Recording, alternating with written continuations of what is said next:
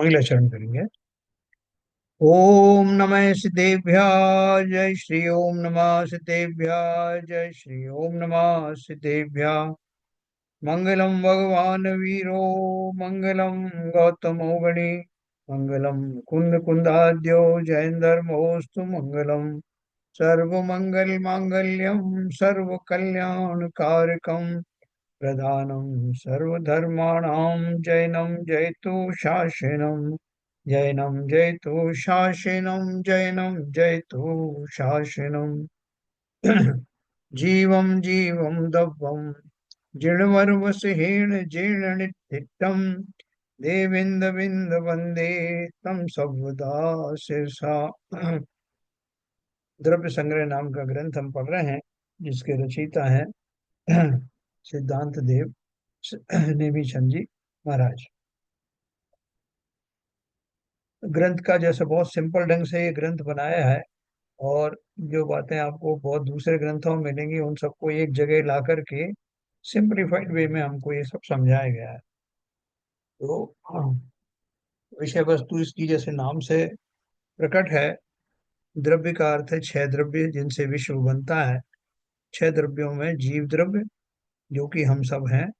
उद्गल द्रव्य, जो हमें बाहर में सब कुछ दिखाई देता है, जिनसे शरीर आदि का निर्माण होता है। बाहर की जो जितनी भी दृश्यमान वस्तुएं हैं वो सब जिनसे बनती हैं। ऐसे पुद्गल द्रव्य का व्यापक अर्थ और स्वरूप हमने जाना। और जीव और पुद्गल मिलकर के बहुत सारी चीजें संसार में दिखाई देती हैं, और उनसे हम लगभग कंफ्यूज रहते हैं कि ये काम जीव का है कि ये पुद्गल का है। तो वही हमारा जो भ्रम है मुख्य रूप से पुद्गल को लेकर के है।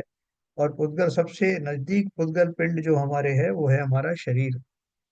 शरीर और उसमें रहने वाली इंद्रियां आदि और उनमें होने वाले जो अ, उनके माध्यम से होने वाले हमारे विकारी भाव, वही वास्तव में संसार को बनाते हैं और हमें संसार में रुलाते रहते हैं। तो हमारे पास में बहुत एक सिंपल टास्क है। जैसे हमें कोई किसी इंडस्ट्री में हमको एक काम दिया जाए कि बहुत सारी चीजें उलझी हुई हैं, और उनको उलझन से निकाल करके दो वस्तु हैं वो बुरी तरह उलझी हुई हैं, और वो तरह तरह के जो है रंगों के माध्यम से हम समझ नहीं पा रहे हैं कि वो उनमें वस्तुएं दो ही हैं। लेकिन उनको इस बुरी तरह से उसमें कहीं रंग रंग दिया गया है, शेप दिया गया है, कि हम समझ नहीं पाते कि इसमें कितना उलझाव कितना है। संसार की उलझन में जो हम उलझे रहते हैं ना, उसका कारण यही है कि मात्र दो पदार्थ हैं, दो वस्तुएं हैं, जीव और भूगल, जिनके अलग अलग कॉम्बिनेशन में होने के कारण से हम ये समझ नहीं पाते कि इनमें से जीव की दशा कौन सी है, जीव का स्वरूप कौन सा है और पुद्गल कौन सा है। अगर हमको ये भली भांति समझ में जाए, पहले तो डिटर्मिनेशन होना चाहिए कि मुझे ये काम करना है। और क्यों करूं मैं ये काम? ये मैं कोई फालतू आदमी हूँ क्या? तो बताया गया कि ये जो तुम्हारी उलझन है, इस उलझन के फलस्वरूप तुम संसार में रम रहे हो। इसी की वजह से तुमको राग द्वेष आदि होते हैं, इसी की वजह से कषाय आदि होते हैं। इसलिए ये तुम्हें जानना आवश्यक है, इनमें से एक तुम हो, एक कोई और है। इसको भली प्रकार से समझना, इसी का नाम भेद विज्ञान है, जिसका बहुत बार बार जो जिक्र आता है। भेद विज्ञान क्या है? जीव और पुद्गल के जो कॉम्बिनेशंस हैं, उन कॉम्बिनेशन को समझ करके जीव अलग है और बाकी सारे कॉम्बिनेशंस अलग हैं। ऐसा जब भी जिस भी युक्ति से हम जान जाएं, तो उस व्यक्ति से जान लेना बहुत आवश्यक है। वास्तव में वो जान लेने से ही धर्म क्या है? बोलते हैं धर्म का मार्ग प्रारंभ होता सम्यक दर्शन से। सम्यक दर्शन क्या है? यही सम्यक दर्शन है। मुख्य रूप से जीव और पुद्गल की जो युति है, उस युति को समझ करके उनमें से जीव को अलग हटा करके देखना, जो कि मैं स्वयं हूँ, और बाकी पुद्गल को अलग देखना, उनकी क्रियाओं को अलग समझना, जैसी वो है वैसी समझना। यही काम हमको करना है, और कुछ नहीं करना। आप जो है, अगर अपन कहें मोटे मोटे तौर पर, तो ये जो सब बात कही जाती है कि आप रात्रि भोजन मत करो, और आप ये नियम संयम धारण करो, और इस तरह मंदिरों में जाओ और स्वाध्याय करो, ये सब बातें क्यों कही जाती हैं? हमको तो एक ही चीज समझना है।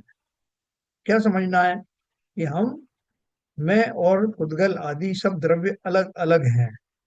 जो मुझे भ्रम है पुद्गल को लेके, शरीर को लेकर के, परिजनों को लेके, धन आदि को लेकर के, कि वो सब मेरे हैं, मैं इनका हूँ, और शरीर तो जैसे मेरा ही स्वरूप हो, ऐसा हमारी अनादिकाल से जो मान्यता बनी आ रही है, वो मान्यता हटाने के लिए ही ये सारे उपाय बताए।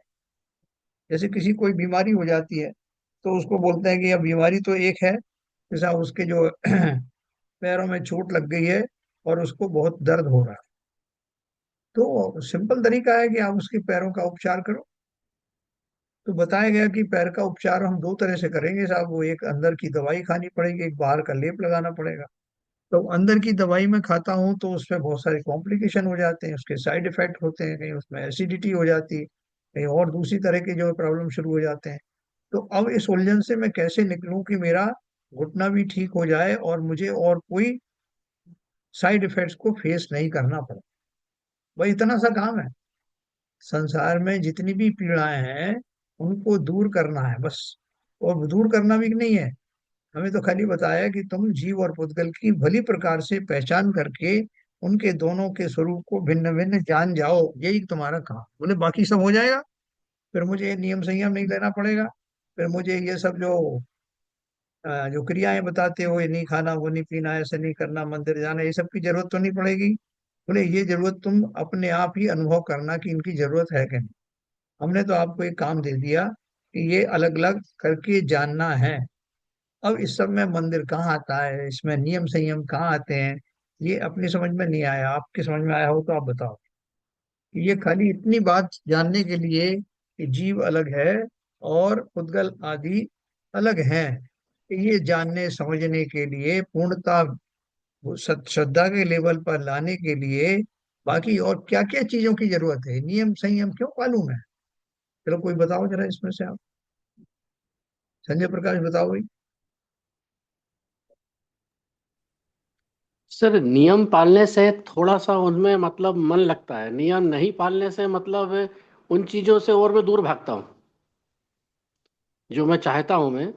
हम्म। नियम नियम पालने से मैं उनके पास में आता हूँ, हम्म। और नियम नहीं पालने से, मनमर्जी करने से उनसे मैं दूर भागता हूँ।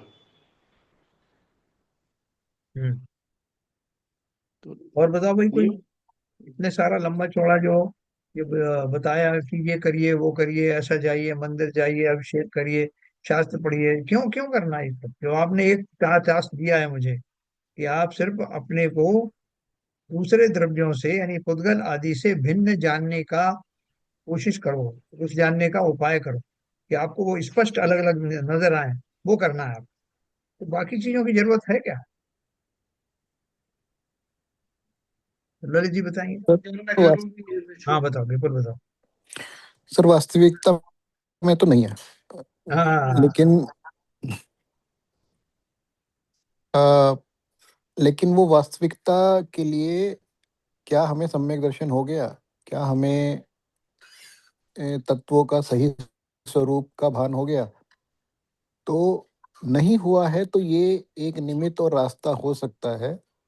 और दूसरी बात, एक तो ये हो गया सर, दूसरी बात ये है कि छोड़ना या करना, मैं कर रहा हूँ वो उसका तो कोई फायदा नहीं है। ये तो जब संसार से विरक्ति हो जाती है तो ये चीजें अपने आप ही, उन्हीं चीजों में मन लगता है, मंदिर जाने में, पूजा करने में।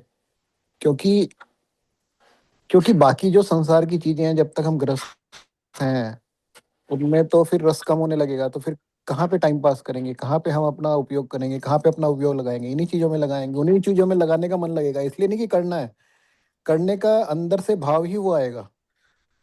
तो दोनों चीजें हैं। एक तो ये है कि अ, वास्तविकता से देखा जाए तो ये सब करने की आवश्यकता नहीं है अगर स्वरूप का भाव न हो गया। लेकिन चूंकि अभी नहीं हुआ है तो करना चाहिए, ताकि हम उस रास्ते पे बढ़ने की प्रेरणा मिले, निमित्त मिले। और दूसरा, जब हमें स्वरूप का भान हो जाएगा तो फिर ये चीज़ों में ही मन लगेगा, दूसरी उन चीज़ों, बाकी जो सांसारिक चीज़ें हैं, उनमें मन लगेगा ही नहीं। देखो आपने जो बात कही वो ठीक है, एक हद तक काफी सही है। अब मेरा एक प्रश्न है कि एक हम जो है सेना में कुछ सैनिकों की भर्ती करते हैं और उनको बोला जाता है कि तुमको लड़ाई लड़ना है, तो सिर्फ लड़ाई लड़ो। वो उसमें उनको एक उनको ट्रेनिंग दी जाती है, उनको उनको कसरतें कराई जाती हैं, उनको खान पान सिखाया जाता है, उनको शत्रुओं की चाल समझाई जाती है, उनको कैसे कैसे जो परिस्थिति आ सकती है उनके लिए तैयार, इसके की क्या जरूरत है। सीधा उनके हाथ में आप एक बंदूक दो और उनको बोलो कि तुम्हारा काम है बस गोली चला, बाकी की सब तैयारी की क्या जरूरत है। बताओ भाई, बिल्कुल नहीं। हाँ सर, ये आपका बहुत अच्छा लगा आंसर, अ, क्योंकि जब तक ये तैयारियां नहीं होंगी तो फिर युद्ध में भी हम तैयार नहीं होंगे लड़ने के लिए। तो ये सब तैयारियां अ, उस अवस्था को प्राप्त करने के लिए या उस गोल को अचीव करने के लिए, ये सब प्रारंभिक भूमिकाओं में उसके लिए तैयारियां हैं, उसकी पृष्ठभूमि है या उसके लिए बैकग्राउंड बेस बनाया जा रहा है। बस। तो इसके लिए ये जब तक हम इसलिए करा जाता है कि जिससे हम अपने स्वरूप को समझें। जब तक जी, हम अपने स्वरूप को समझेंगे नहीं, जब तक अपने आप में उतरेंगे कैसे, सोचेंगे कैसे कि हमारा स्वरूप अलग है, ये अलग है, जब ये समझ में आएगा तभी तो हम पुरुषार्थ करेंगे। बिल्कुल सही कहा। तो ये सारे जो नियम वगैरह क्या है, ये कनेक्ट हम लोग नहीं कर पाते कि ये सब हमको क्यों समझाया जा रहा है, क्यों मंदिर आओ साहब, क्यों स्वाध्याय करो, क्यों जिनेन्द्र देव की तरफ देखो, उनके गुणों को क्या। आपने मुझे एक टास्क दिया है कि मैं अपने आप को और पुद्गल आदि से जुड़ा जो शरीर है या और दूसरे जो पदार्थ हैं उनसे अलग अलग करके देखूं। ये आपने मुझे कार्य दिया है। तो इस कार्य के बीच में ये सब चीजें क्यों आ रही हैं, कहाँ आ रही हैं, हम इसकी कनेक्टिविटी समझ नहीं पाते। इसलिए कोई व्रत नियमों से उदास हो जाता है, कोई बोलता है कि ये पंचेंद्रिय के विषयों को रोकने की क्या जरूरत है, और ये आप रात्रि भोजन त्याग, ये दुनिया भर की चीजें बताते थे। तो जैन धर्म क्या त्याग का धर्म है क्या, ये छोड़ना वो छोड़ना। अरे एक काम आपने दिया है वो हम कर लेंगे, ये इनके इन प्रकार तो करो। शास्त्र में ये भी आता है कि भैया, जैसे बोलते हैं कि आप जो है एक आसन करो या उपवास करो, क्यों करें, आप बिल्कुल मत करिए। आप 5 बार जो है भोजन कर सकते हो, 10 बार करिए। आप जितने अनर्गल प्रवृत्तियां हैं उनमें उलझिए, विषय कषायों में रच पच जाइए, लेकिन आप बस इतना काम कर दो कि मैं कौन हूँ, मैं और शेष द्रव्य कौन से हैं, इनको भली भांति पहचान के मुझे उसका आप स्वरूप बता दो कि आप कौन है, कहाँ से आए हैं, आपका क्या स्वरूप है, और बिल्कुल विश्वास पूर्वक बताओ। बाकी आपको कुछ करने की जरूरत नहीं। आपको मन लगा के भोजन करो, मन लगा के इंद्रिय विषयों का सेवन करो, कोई रोकने वाला नहीं। तो फिर क्यों नियम बनाए हैं ये सब। इतना काम आपने दिया, मैं कर लूंगा, कैसे भी करूं, तो कर पाऊंगा क्या। बोलो नीरजा जी, कि कोई मुझे आप क्यों इतनी सारी वो चीजें बता रहे हो कि ये त्याग करो, ये विषयों का त्याग करो, ये अपना ध्यान लगाओ, जिनेंद्र देव को देखो, क्यों देखूं। मैं तो जी भर के सोऊंगा खाऊंगा पीऊंगा और आपका काम कर दूंगा, एक दिन अपना स्वरूप बता दूंगा, आपका मेरा स्वरूप क्या है और खुद आदि का स्वरूप क्या है। बता पाऊंगा क्या। नहीं बता पाएंगे जब तक इन चीजों का अध्ययन नहीं करेंगे, इन्हें समझेंगे नहीं, जब तक अपना स्वरूप को नहीं समझ पाएंगे। इसके लिए एक कंसंट्रेशन, एकाग्रता की जरूरत है। जब हम मंदिर जाते हैं तो हम एकाग्र होते हैं। जब एकाग्रता होती है तब हम सही चीज को अपने अंदर उतार पाते हैं या समझ पाते हैं। तो जब समझेंगे तो फिर अपने आप चिंतन में आएगा और हो जाएगा, घटित हो जाएगा। कहते हैं ना, ध्यान करा नहीं जाता है, हो जाता है। बिल्कुल सही कहा आपने, है ना। ललित जी भी बताएंगे शायद यही बात। ललित जी बताएं, नीरजा जी ने जो बोला है वो सही है क्या, कि इन सब की आवश्यकता क्यों है। जो जो दूसरे जो है प्रक्रिया, वो तो डिफरेंट है, और जो हम अलग है वो अलग है, तो इसलिए वो जानना जरूरी है कि हम जो है हम क्या है वो क्या है। तो हम उसको डिफरेंस को पढ़ने का या जानने का अ, प्रयास करते हैं, जैसे कि हम जान पाए कि हम कौन है। जैसे अभी मैं बोलूं कि आपको छूट दे दी कि आप जो है जितनी बार मर्जी आए खाओ, जैसी मर्जी आए रहो, जिन विषयों में आप प्रवृत्त होना चाहो रहो, तो क्या आप ध्यान पूर्वक अपनी आत्मा में कंसंट्रेट कर सकते हैं, या कोई भी विषय आपको दिया जाए आप कर सकते हो। उन्हें साहब नींद जरूर आ जाती है बीच बीच में खाते हैं तो, तो सो लो फिर। आप सो, उठो, बैठो, जो भी करना है करो, लेकिन काम ये करना है कि मैं कौन हूं और पुद्गल आदि पर पदार्थ कौन से हैं, इनको भली प्रकार से अलग अलग करके उनका स्वरूप बता दो। तो बता पाएंगे क्या? नहीं, इसको बताने से मतलब क्या है? हमारा हमारा उद्देश्य क्या है कि हम जो है उस चीज को बस जाने, एक्चुअली किसी को बताने का हाँ, रिक्वायरमेंट नहीं है कि हम उसको बताना उसको। बिल्कुल बताने का अर्थ ये नहीं कि मैं आपने बता दिया कि जीव इसे कहते हैं और उसे उसे कहते हैं। मतलब आप अपने अनुभव के आधार पर, अपनी श्रद्धा के आधार पर उसको जान सकते हैं क्या?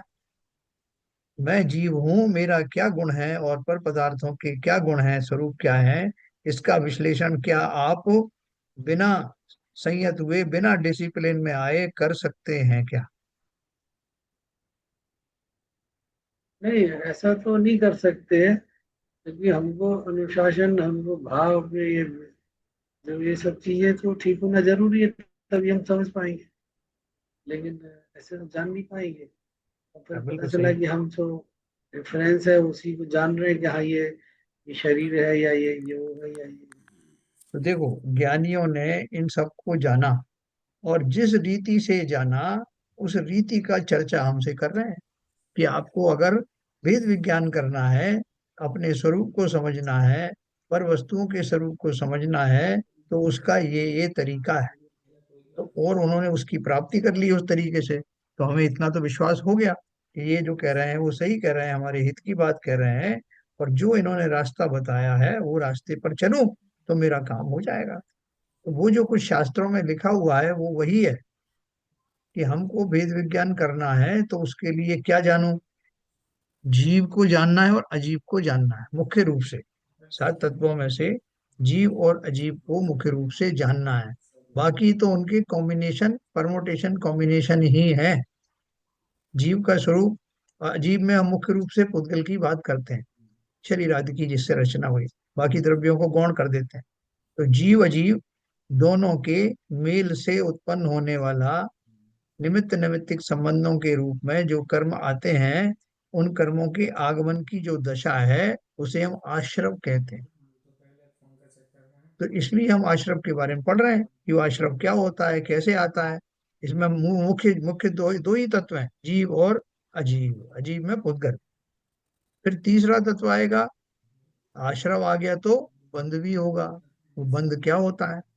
फिर बंध से मैं निवृत्त होना चाहता हूँ, आश्रव से रहित होना चाहता हूँ, तो आएगा संवर द्रव्य आएगा, संवर तत्व आएगा। और संवर से मैंने बाहरी कर्मों को तो रोक दिया, लेकिन अंदर सत्ता में जो भर गए आकर के, उनके निवारण का क्या उपाय है? तो उस दशा को निर्जरा कहते हैं। यानी जीव का वो कोष खाली होने लगा जिसमें कि वो कर्म आदि आकर बैठे हुए हैं, उस तत्व को मैं निर्जरा कहता हूँ। और जब पूर्ण रूप से सत्ता में से निकल जाते हैं तो उस दशा को मैं मोक्ष कहता हूँ। ऐसे ये सात तत्व उन दशाओं का वर्णन करते हैं जिन दशाओं में से जीव संसारी दशा में फंसा हुआ है, और उन्हीं उपायों के द्वारा संसारी अवस्था से निकल सकता है। इसलिए जो कुछ अपन पढ़ रहे हैं वो पढ़ना निरर्थक नहीं। उनके द्वारा मैं अपनी सारी जो अवस्थाएं उनके बारे में जानता हूँ कि मैं संसार में किस किस अवस्थाओं में रहता हूँ, कहाँ फंसा हुआ हूँ, वहां से कैसे निकलूं। वो जो निकलने के उपाय हैं और फंसने के उपाय हैं, वो सब, फंसने के जो कारण हैं वो सब मुझे जिनेन्द्र देव कथित जिनवाणी के माध्यम से समझ में आए। और उनका ज्ञान प्रामाणिक है क्योंकि उन्होंने अपने केवल ज्ञान के द्वारा वो सब जाना है। ठीक है ना? तो देखो, अपन वही बात पढ़ रहे थे। किसी के मन में ये शंका आ सकती है कि साहब आपने संक्षेप में बता दिया था कल कि कर्म रूपी जो है प्रकृति में कर्म कैसे बनते हैं और कैसे वो गांठों के रूप में आते हैं, और एक एक गांठ जब खुलती है तो उसमें आपने जो कर्म बांधा था उसके अनुसार, उसके संदर्भ में जो कुछ पनिशमेंट होना होता है वैसा पनिशमेंट मिलता है, सिंपल। लेकिन ये जो इतना विस्तार से जो क्यों बताया गया है, क्योंकि ये जब तक विस्तार नहीं करेंगे तब तक हम उसमें अंदर गहराई तक नहीं जाएंगे। जाना है, जाना है, जाना है। इधर देखिए। चलिए, हाथ वहां से हटाइए, मोबाइल गिर जाएगा, हाथ हटाइए। तो देखो, अपन ने जो पढ़ा है तो थोड़ा सा अपन पढ़ते हैं कि अभी शास्त्रों में ये इतना विषय विस्तार क्यों दिया है। मैं उसका जस्टिफिकेशन आपको दे रहा हूं।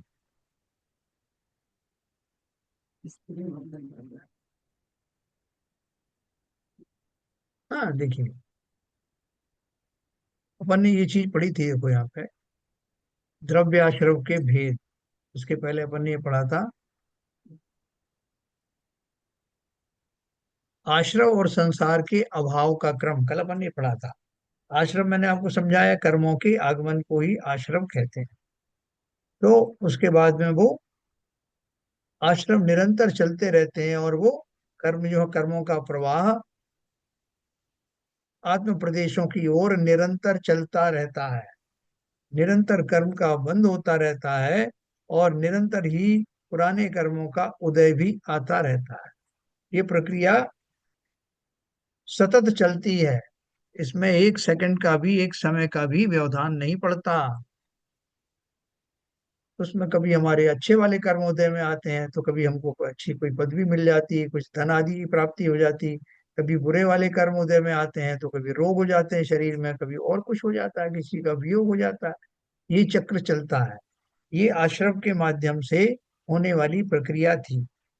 अब उन्होंने एक आपको एक नंबर वो दिया है, सीक्वेंस दी है। क्या सीक्वेंस दिए देखिए। चौथे गुण स्थान में मिथ्यात्व पहले नष्ट होता है।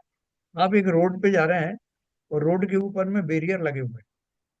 सबसे पहले आप जैसे ही रोड पे अंदर घुसना चाहते हो, वहां बड़ा बैरियर लगा हुआ है, सम्यक दर्शन।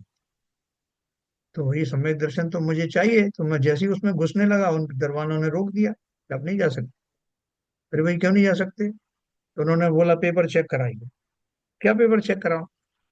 तो उन्होंने मेरी बहुत सारी परीक्षाएं ली कि क्या तुम शरीर से प्यार करते हो? बोले हाँ करता हूँ, सब लोग करते हैं, मैं भी करता हूँ। क्या तुमको पंचेंद्रिय के विषय अच्छे लगते हैं? बहुत अच्छे लगते हैं।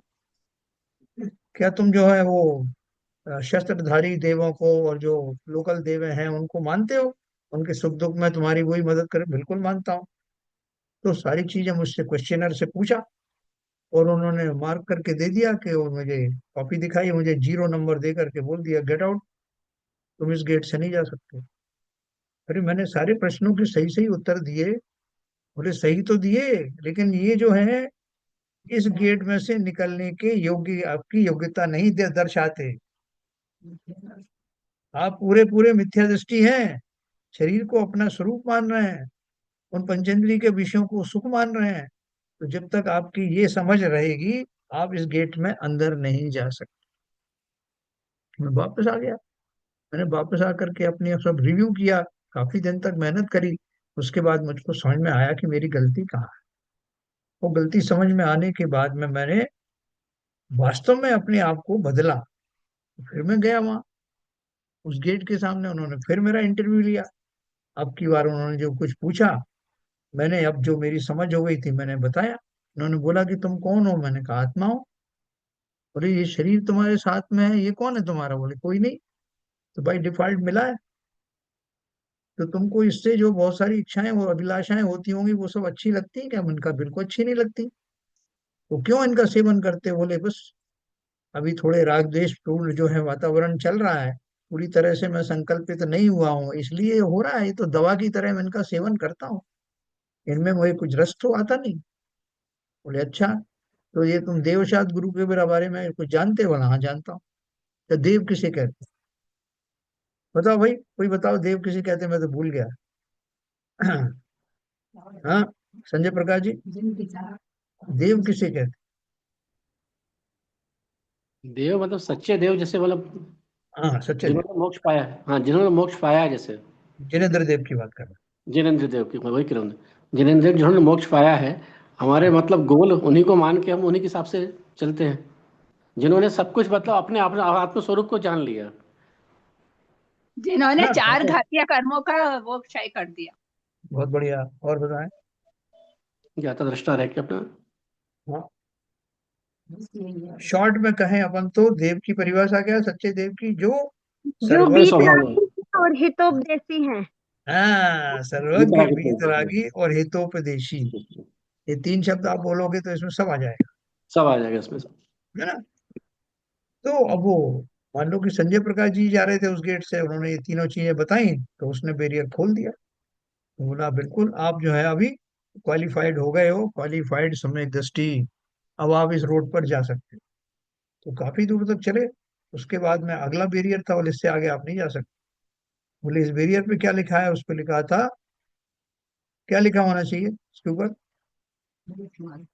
नहीं, देश विरत, देश विरत गुण स्थान होता ना, पंचम गुण स्थान जिसे कहते हैं, जो संयम आदि का पालन करने वाले श्रावकों का होता है ना। कल अपन ने पढ़ा था भावलिंगी श्रावक, उसका वो बैरियर लगा था कि अभी आप इसके अंदर नहीं जा सकते, अभी आप में संकल्प पूर्वक नियमों को लेने की योग्यता आई नहीं।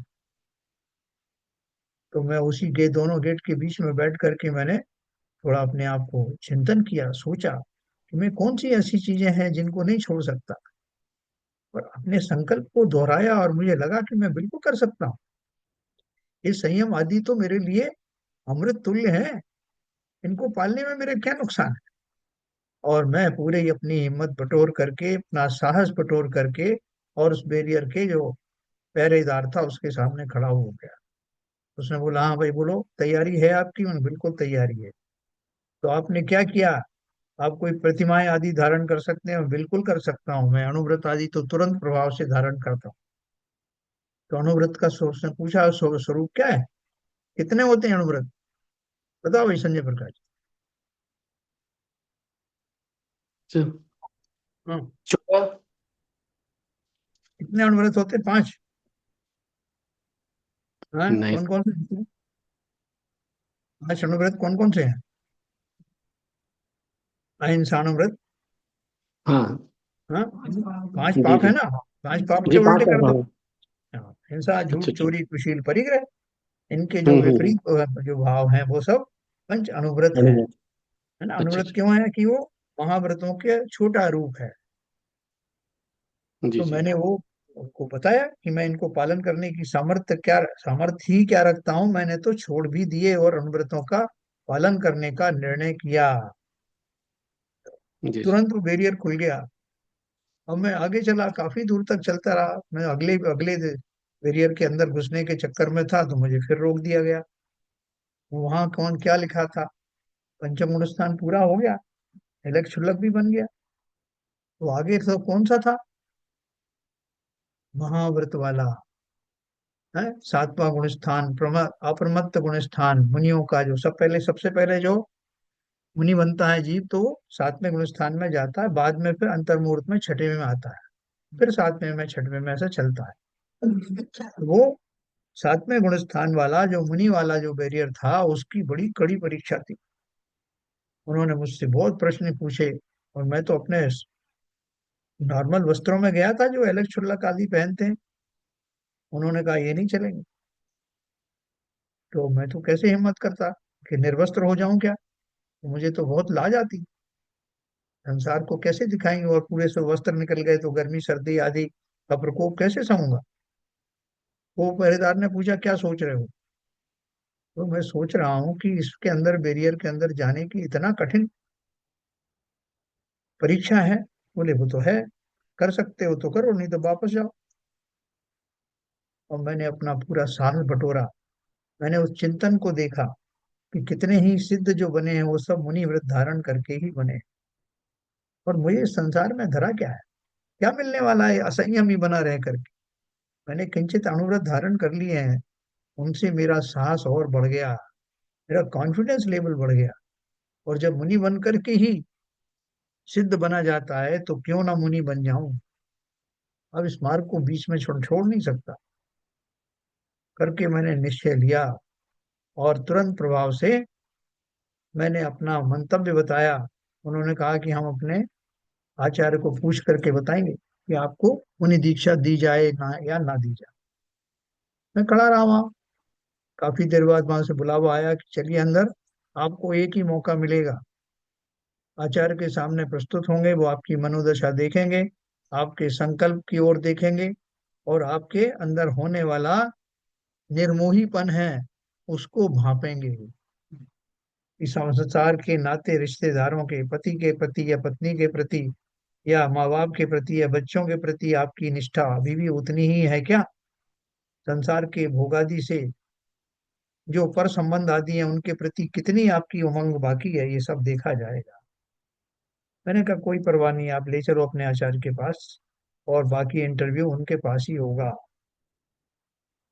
और मेरा इंटरव्यू हुआ, काफी लंबा इंटरव्यू चला, लेकिन मैं उसमें, मुझे देखते ही आचार्य ने अन आंखों ही आंखों में स्वीकृति दे दी, और तुरंत ही मेरा वो दीक्षा का कार्य प्रारंभ हुआ। वहीं केशलोच और वहीं जैनेश्वरी दीक्षा मुझे मिल गई, मैं धन्य हो गया। और आगे का जो परिणाम है वो आप जानते ही हैं कि उसके बाद क्या होने वाला। तो इन्होंने जो सीक्वेंस दिए, आश्रम और संसार के अभाव का क्रम, ये वही बैरियर के खुलने की सीक्वेंस बताई है कि चौथे गुण स्थान में मिथ्यात्व पहले नष्ट होता है। मिथ्यात्व संसार का मूल है, उसके नष्ट होने पर सम्यक दर्शन होता, जो कि धर्म का मूल है। फिर पांचवें गुण स्थान में अविरति चली जाती है, यानी व्रत धारण हो जाते हैं, और भावलिंगी श्रावकत्व प्रकट होता है। सातवें गुण स्थान में प्रमाद नहीं होता, अप्रमत्त गुण स्थान है, अर्थात स्वरूप की सावधानी पूरी तरह से उत्पन्न होती है। मैं कौन हूँ, निरंतर ये जागरूकता बनी रहती, एक पल को भी गाफिल नहीं होता। छठा गुण स्थान को फिर भी प्रमत्त गुण स्थान है, सातवां तो अप्रमत्त गुण स्थान है, प्रमाद से रहित है। 11वें 12वें गुण स्थान में कषाय के न होने से यथाख्यात चारित्र प्रकट होता है। 11वां गुण स्थान उपशम श्रेणी का, और 12वां गुण स्थान शपक श्रेणी का। कषाय वहां पर एक में तो उपशमित हो जाती है 11वें गुण स्थान में, और 12वें गुण स्थान में क्षीण मोह कषाय होती, पूरी कषाय चली जाती है। तो 11वें 12वें गुण स्थान में कषाय के न होने से यथाख्यात चारित्र प्रकट होता है। 14वें गुण स्थान में योग के न रहने से अयोगी गुण स्थान प्रकट होता है। अंत में असिद्धत्व नामक औदिक भाव का अभाव होने पर सिद्ध दशा प्रकट होती है। और वो व्यक्ति जो है वो सब बैरियर क्रॉस करते करते अंत में एक बैरियर के पास बोला गया। वो तो सोच रहा था मेरा काम हो गया, लेकिन वो बैरियर भी लगा हुआ था, उसके ऊपर बोर्ड लगा था असिद्धत्व। बोले ये क्या बोरी बैरियर है? बोले ये आपको तब तक रोके रखेगा जब तक आप सिद्ध दशा को प्राप्त होने के योग्य ना हो जाएं। तो अब सिद्ध दशा को प्राप्त होने के लिए क्या क्या आवश्यक है, आप सबने जितना अभी तक पढ़ा है उससे पूरी कोशिश करो कि सिद्ध बनने के लिए मुझे इस पूरी सीक्वेंस का तो आपको समझ में आ ही गया। तो संक्षेप में बताइए कि मुझे अब सिद्ध बनना है, मैं इस असिद्धत्व के बोर्ड के पास खड़ा हूं, अब मैं क्या करूं कि मुझे सिद्ध बना दिया जाए, बताओ।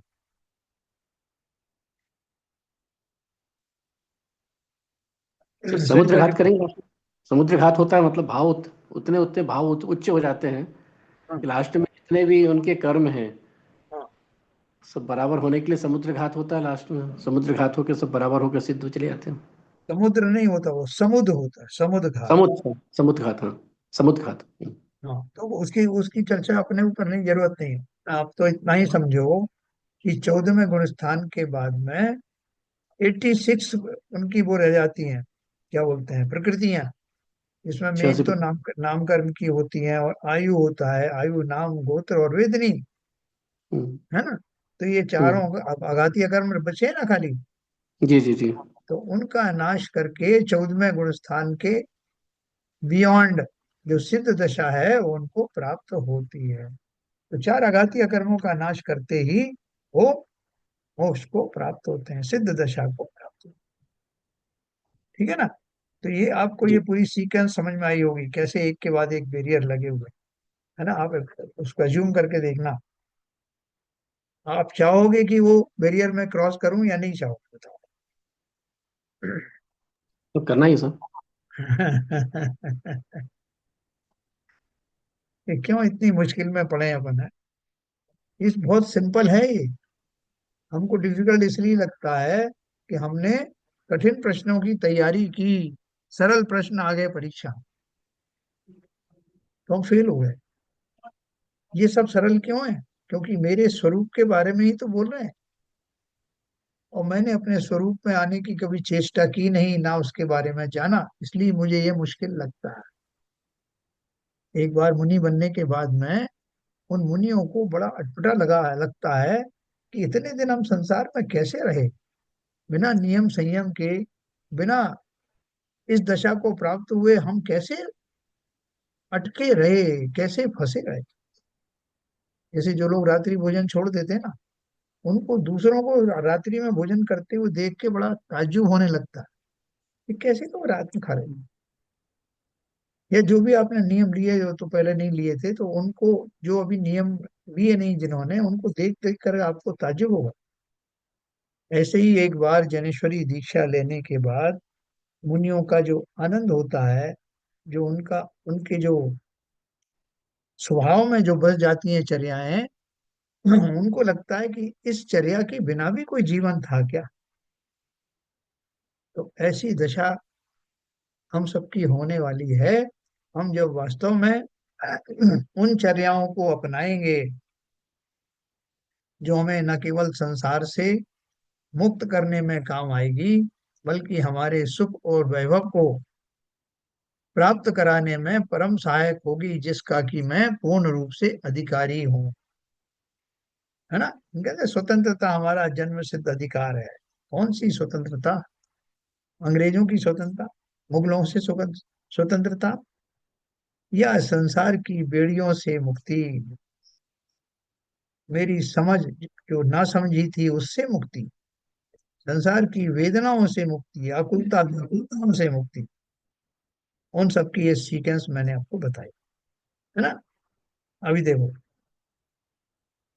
ये सीक्वेंस बताने के बाद में उन्होंने आपको बताया कि अब आपको क्या करना है। हमारा प्रश्न वहीं खड़ा हुआ है। पूरी सीक्वेंस बता दी, फिर भी एक शिष्य ने पूछा कि अब महाराज आप तो मुझे शॉर्ट में बताओ, मैं क्या करूं, तुरंत प्रभाव से क्या करूं? तो उन्होंने जवाब दिया, पैरा नंबर 8 में कही गई जैन धर्म की आमनाय को स्वीकार करके सबसे पहले सम्यक दर्शन प्रकट करना चाहिए। मुनि पद का क्रम यह है कि पहले तत्व ज्ञान हो, फिर सम्यक दर्शन ज्ञान हो, फिर उदासीन परिणाम हो, हाँ, परिशह आदि सहन करने की शक्ति हो, और वह स्वयं ही मुनि होने की इच्छा करे, तब श्री गुरु उसे मुनि धर्म अंगीकार करावे। यह विधि, ये विधि है मतलब ये ऐसा ही नियम है, इसलिए तदनुसार वर्तन करना चाहिए। देखो, मैंने आपको बैरियर के माध्यम से जो बात बताई वो सीक्वेंस बताई थी, तो यहाँ उन्होंने वही सीक्वेंस बताई है कि सबसे पहले क्या करें, सम्यक दर्शन प्रकट करना चाहिए। अब आपको इतना टास्क दे दिया कि आप सम्यक दर्शन पहले प्रकट करिए। पहले तो इतना तो वही, तो सम्यक दर्शन प्रकट करने के लिए जो उपाय करने पड़ेंगे, उन उपाय में वो सब कुछ आ गया। मैं आपको अलग से नहीं बोल रहा हूँ, उसमें मंदिर जाना भी आ गया, उसमें शास्त्र स्वाध्याय भी आ गया, उसमें जिनेन्द्र देव की भक्ति भी आ गई, उसमें समस्त नियमावली भी आ गई, उसमें आचार, हाँ, आचार संहिता भी आ गई, श्रावकों के मूल गुण, वो भी सब आ गए। तो कहने के लिए तो मैंने आपसे इतना ही कहा। एक व्यक्ति था, वो बड़ा चतुर था। एक बार राजा किसी बात पे उससे प्रसन्न हुआ, तो उसने कहा, बोलो तुम्हें क्या चाहिए, मांगो। उसने सोचा कि राजा से सीधे सीधे मांगेंगे तो ठीक नहीं लगेगा। उसने कहा, महाराज मुझे एक चाबुक चाहिए, चाबुक जो घोड़े को पर चलाया जाता है, ऐसा एक चाबुक चाहिए। बोले बस इतना काफी है? बोले बस महाराज मेरे को एक चाबुक दे दो आप। तो उन्होंने कहा, इतनी कौन सी बड़ी बात है? उन्होंने सीधा उनको कहा, अपने दरबारियों को उनको एक चाबुक दिया जाए। चाबुक हाथ में आके उसने बहुत धन्यवाद दिया महाराज को। फिर बोला, महाराज ये चाबुक तो आपने दे दिया, अब इसको चलाऊंगा किस पर? फिर जब समझ में आया तो उन्होंने 10-20 घोड़े दे दिए। बोले, महाराज ये घोड़े 10-20 दे दिए, इनको रखूंगा कहाँ? तो उन्होंने एक बहुत बड़ी जगह दे दी उसको। बोले वाह महाराज बहुत बढ़िया, आपको बहुत धन्यवाद। अब इनको खिलाऊंगा कैसे, ये भूखे मर जाएंगे। अब वो मंद मंद मुस्कुरा रहे महाराज, सब समझ रहे। उन्होंने कहा अच्छा ठीक है, तुमको हम 3 गांव दे देते हैं, उनसे जो भी कुछ वो आएगा टैक्स, उससे तुम्हारा ये इनका पालन पोषण हो जाएगा। बोले महाराज ये तो घोड़ों का हुआ पालन पोषण, मेरा क्या होगा। तो राजा ने उसे एक बहुत बड़ी जागीर दे दी। तो वो उसने मांगा कहाँ से, एक चाबुक से शुरुआत की। चाबुक में कितना मर्म भरा हुआ था। ऐसे ही अगर आपसे कह दिया जाए कि भैया और कुछ मत करो, सिर्फ सम्यक दर्शन प्राप्त करो, तो आप समझ जाओगे कि सम्यक दर्शन प्राप्त करने के लिए वो सारी कार्रवाई करनी पड़ेगी जिससे सम्यक दर्शन होता है। तो आप सम्यक दर्शन का स्वरूप समझोगे। किसे कहते हैं सम्यक दर्शन, श्रद्धा क्या होती है, जीव कौन है, किस चीज के कारण उसकी सच्ची श्रद्धा नहीं हुई, वो कौन कौन से द्रव्य और भाव हैं, उन सब की तहकीकात आप करने लगोगे। फिर आपको लगेगा कि मुझे समझ में नहीं आ रहा है। नींद आती है जब मैं शास्त्र आदि पढ़ता हूँ। तो आपने नियम लिया कि मैं अब आज से एक टाइम भोजन कर, तब भी थोड़े थोड़े आने लगी नींद भी, तो आपने बोला कि मैं भोजन कम से कम करूंगा, गरिष्ठ भोजन का त्याग करूंगा। फिर भी बहुत सारे जो पहले भोगे हुए भोग थे वो भी बीच बीच में याद आने लगे। तो मैंने अपने ब्रह्मचर्य आदि भाव का, व्रतों का निर्णय किया, अणुव्रत ही ले लिए पांचों। मैं लेना नहीं चाहता था, अणुव्रत से क्या होगा, लेकिन मैंने देखा कि ये उपाय है मेरे इस कार्य को साधने के, इसलिए ले लिए। बाद में मुझे मालूम पड़ा कि एक सम्यक दर्शन मामूली चीज नहीं थी। उन्होंने तो एक ही चीज कही थी कि सम्यक दर्शन स्वीकार करो, प्रकट करो, लेकिन उसके पीछे मुझे कितने पापड़ बेलने पड़े। वो सब कुछ हो गया, मंदिर जाना भी हो गया, शास्त्र पढ़ना भी हो गया, अनुव्रत आदि धारण करना भी हो गया। अनुव्रत से पहले की बात भी समझ लो, और अनुव्रत, एक्चुअल अनुव्रत तो सम्यक दर्शन के बाद होते हैं। उसके पहले की जो दशाएं हैं वो, जो प्रायर टू सम्यक दर्शन, वो सब मैंने पालन किए।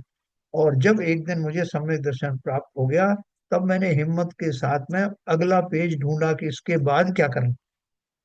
तो अगला लिखा हुआ था कि अगर तुम्हें मुनि पद प्राप्त करना है तो पहले तत्व ज्ञान हो, अर्थात सम्यक दर्शन के बाद में वो जो बाकी के जो तत्व हैं उनके बारे में विस्तार से जानकारी होना, ठीक है? और उदासीन परिणाम होना। सम्यक दर्शन होने से ही काम नहीं चलेगा। सम्यक दर्शन तो रामचंद्र जी को भी हो गया था, फिर भी युद्ध आदि लड़ते रहे, पूरा पूरा गृहस्थ जीवन में रहे। तो उदासीनता तो बाद में आई ना। तो उन्होंने बोला फिर उसके बाद उदासीन परिणाम हो, संसार में मेरा कुछ नहीं, एक कण भी संसार का मेरा नहीं, और मैं संसार के कोई काम का नहीं, मेरा संपूर्ण सुख आदि मेरे स्वयं के साथ है, पर से मेरा कोई संबंध नहीं। ऐसा भाव आते ही कौन सा धर्म प्रकट होता है, आकिंचन धर्म प्रकट होता है। तो आकिंचन धर्म कौन से नंबर का धर्म है, कौन से नंबर की स्टेप है, कौन से नंबर का लक्षण है 10 धर्मों में से, 9वें नंबर। अकिंचन ब्रह्मचर्य धर्म 10 सार हैं, चौगति दुख तय काढ़ी मुक्ति करतार हैं।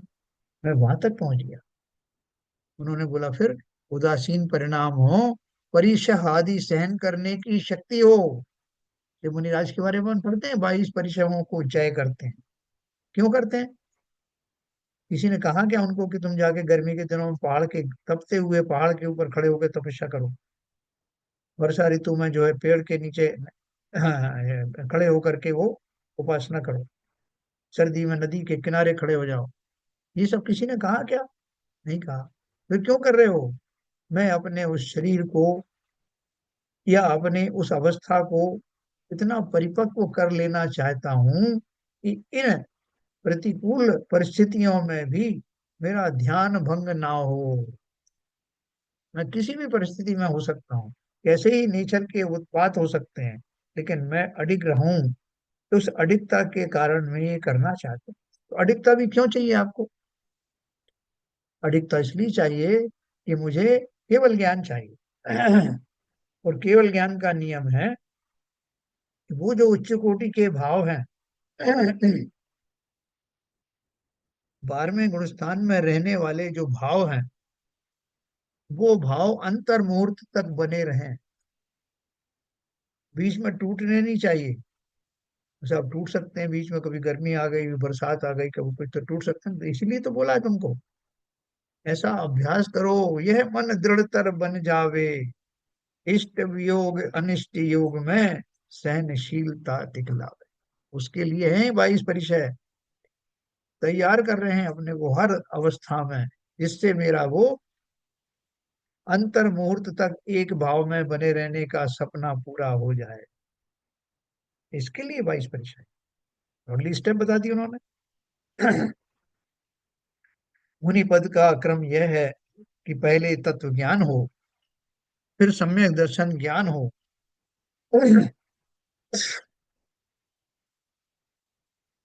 फिर उदासीन परिणाम हो, परिशहादि सहन करने की शक्ति हो, और वह स्वयं स्वयं ही मुनि होने की इच्छा करे, तब श्री गुरु उसे मुनि धर्म अंगीकार करावे।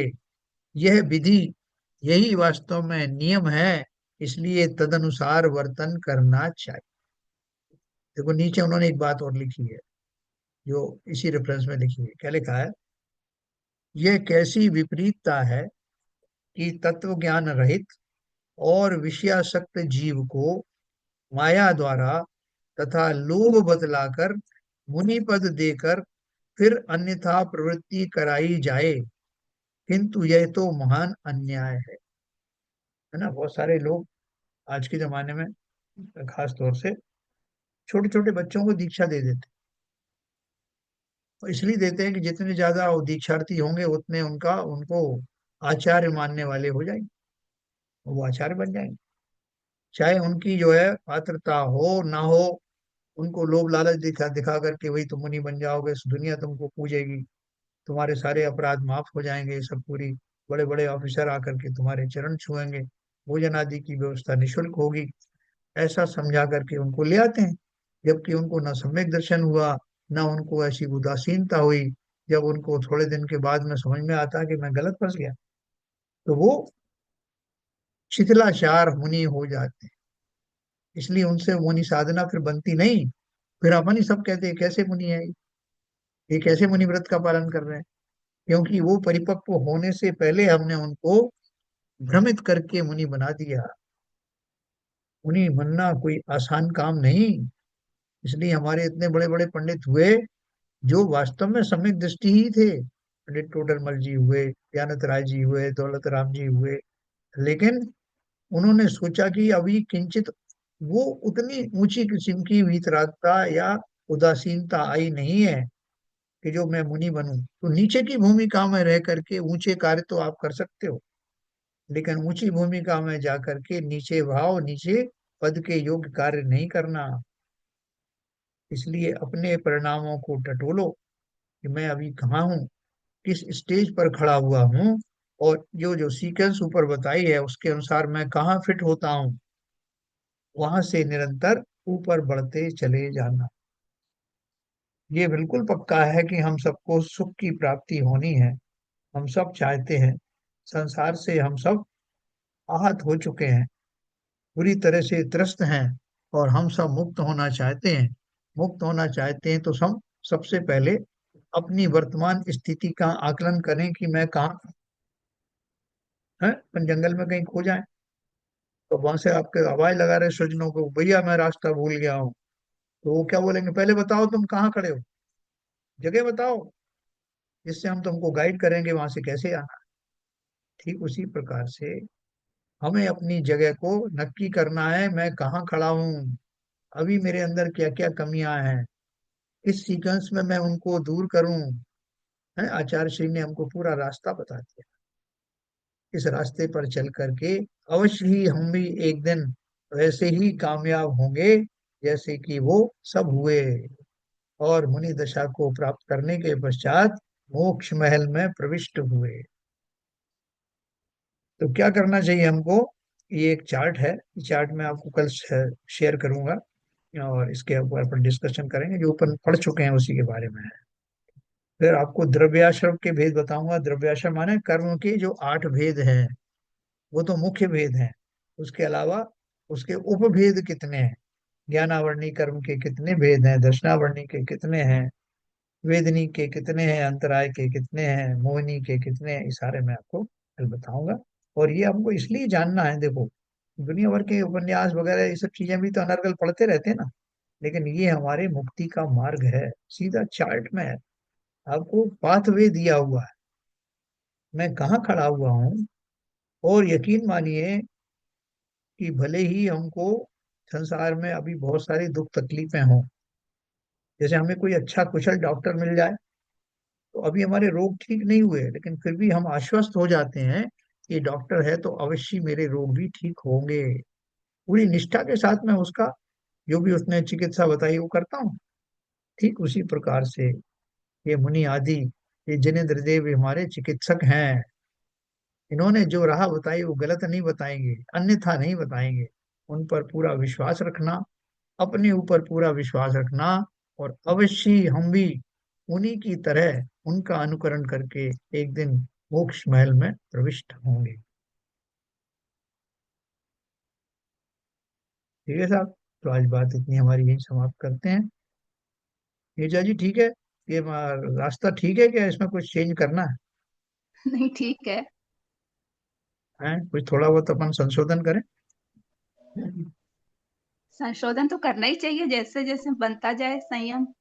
हाँ देखो, संशोधन किस हिसाब से करना है, सीक्वेंस तो यही है, लेकिन मान लो कि जो हाईवे की सीक्वेंस बताई है कि इसके बाद ये आएगा, उसके बाद वो आएगा, तो हम अभी पगडंडी पे चल रहे हैं, तो हम क्या करेंगे, उस पगडंडियों से निकल करके हाईवे तक तो पहुंचूं, बाद में ये सीक्वेंस अपना लूंगा। तो वो आपने सही कहा बात। बिल्कुल सही। हाँ, हम कहाँ खड़े हैं उसके ऊपर भी डिपेंड करता है ना, हम हाईवे पे पहुंचे नहीं, जी। तो बस बाकी हाईवे पे पहुंचने के बाद में यही सीक्वेंस है, और पगडंडियों से हम अपने अनुसार निपटेंगे